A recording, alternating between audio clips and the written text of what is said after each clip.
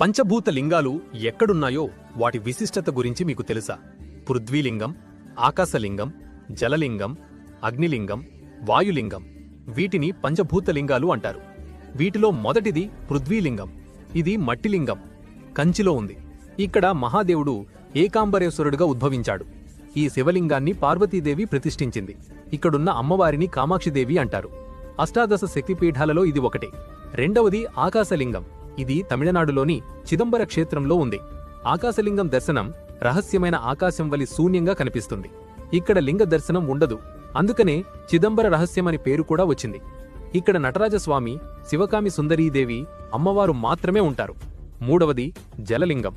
ఈ లింగం కింద ఎప్పుడూ నీటి ఊట ఉండడం వలన దీనిని జలలింగం అంటారు. ఇది తమిళనాడులోని తిరుచినాపల్లి సమీపంలో గల జంబుకేశ్వర క్షేత్రంలో ఉంది.